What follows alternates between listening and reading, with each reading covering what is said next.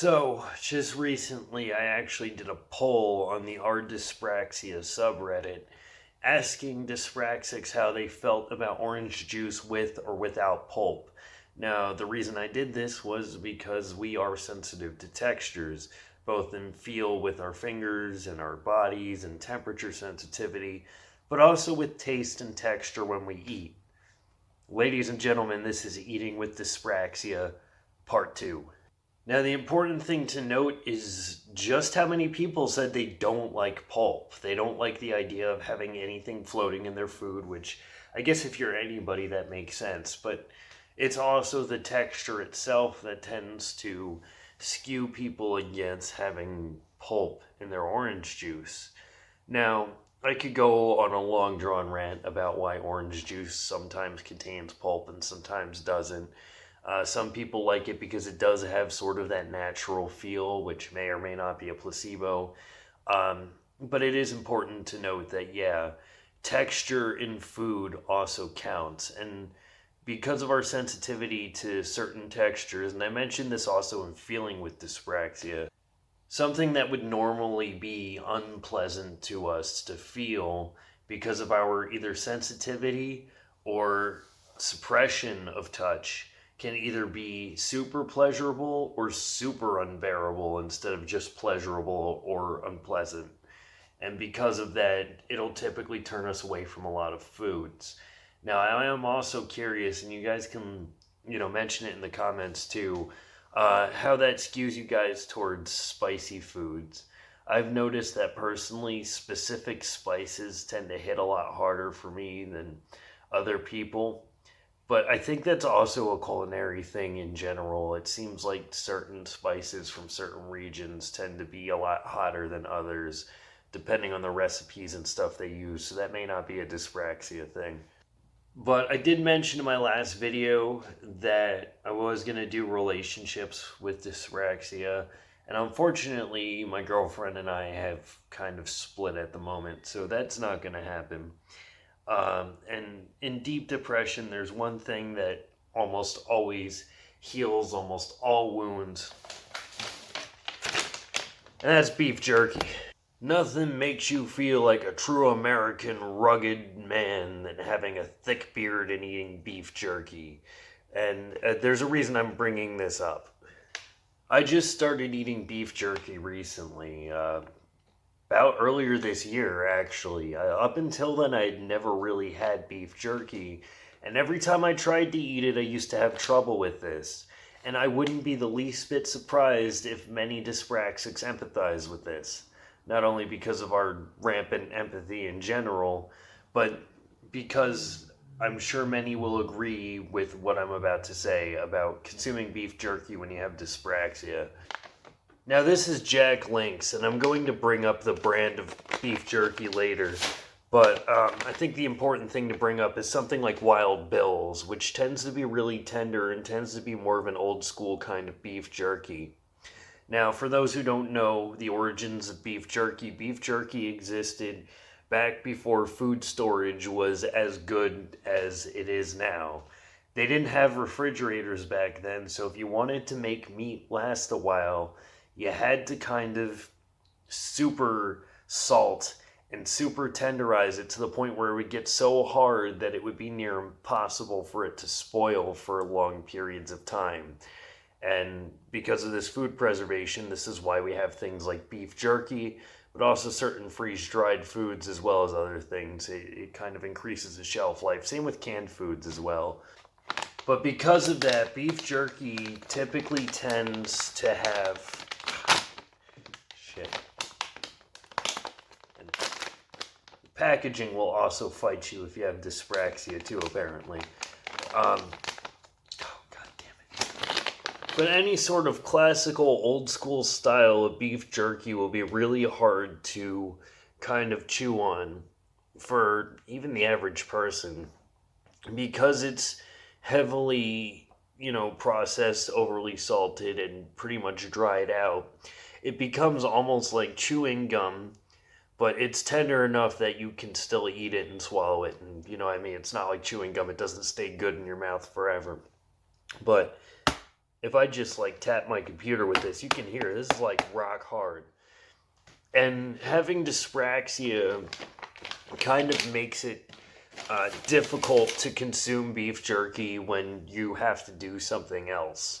Now, you can make the joke about being unable to chew gum and walk, but you know that's simple for everybody.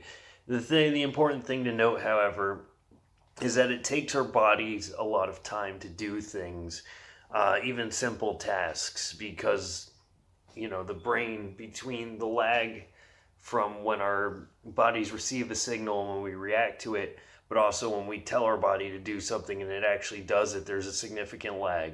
And this is the notable symptom of what makes dyspraxia, well, dyspraxia. It's the backbone of this whole channel.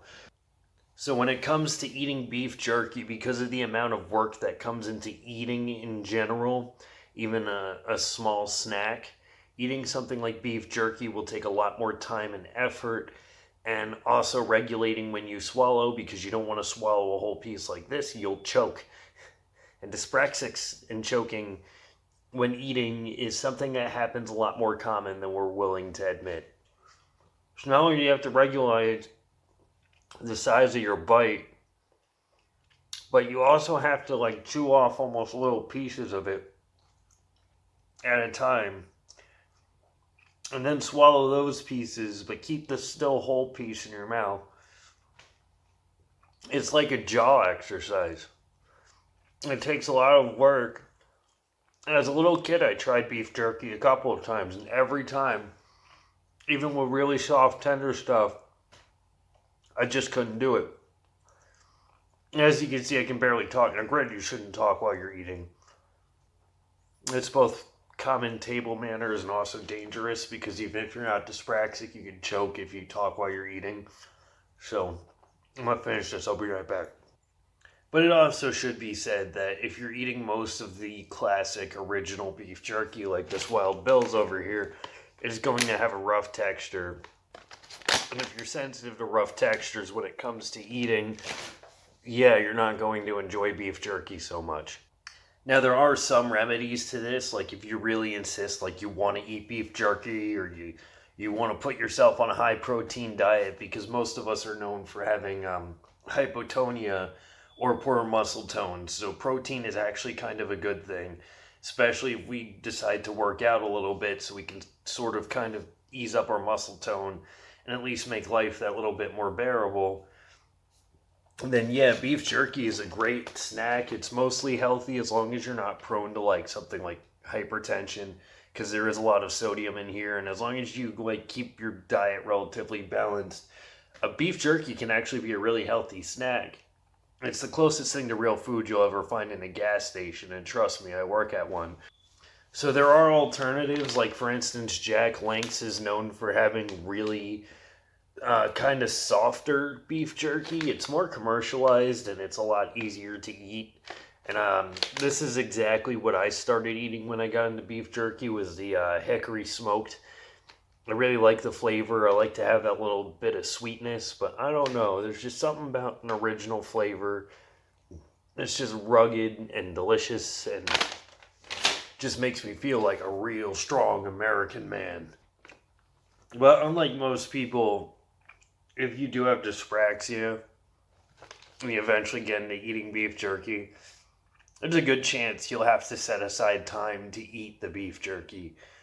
It's not something you can do alongside doing other tasks without the risk of choking or, you know, swallowing more than you should have, and then you're going to deal with that later on. You know what I mean? So, I would heavily suggest beef jerky. I really like beef jerky. But if you have dyspraxia, please be careful when consuming beef jerky. Another good alternative, if you insist on having a meat snack or really want something to have a lot of protein in, a lot of that red meat, you could always go with something like a Slim Jim, which is definitely a lot softer. And I've even found that especially when I was a lot younger, even that used to be a little too like rough for me for a little bit. And the spice, especially like that little tang of spice. Now, as I got older, it seemed to not be as harsh or as hard for me to eat. But I still get trouble eating beef jerky. I mean, you guys saw I couldn't even talk. I could barely even focus on eating it like solely without, nearly choking. And, once your mouth starts to fill with water, which happens, it's something I brought up in tobacco with dyspraxia as well. When you have something in your mouth creates saliva.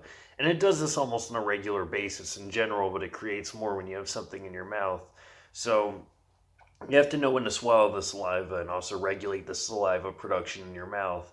So if you're chewing gum or eating beef jerky, then that's going to add that much more complexity to regular day-to-day living with dyspraxia. So make sure that if you're going to chew gum or eat beef jerky, that you know what you're doing, you set aside the time, and you make sure that you have some idea of how you're going to do it if you're going to do it anywhere in public.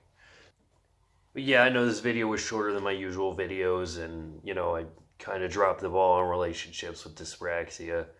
That'll come one day. I'll get in a relationship one day, and then I'll do that video. And then I'll make sure the chick makes a cameo so I can prove she's real. But that's it for this video, everyone. Thank you all for the subscriptions and all the support over the past couple of years. Can't believe I've had this channel for over a year now. I think almost 2 years now. Man, I'm getting old. This channel is getting old. But that's all for this one, everyone. And you guys, have a good one.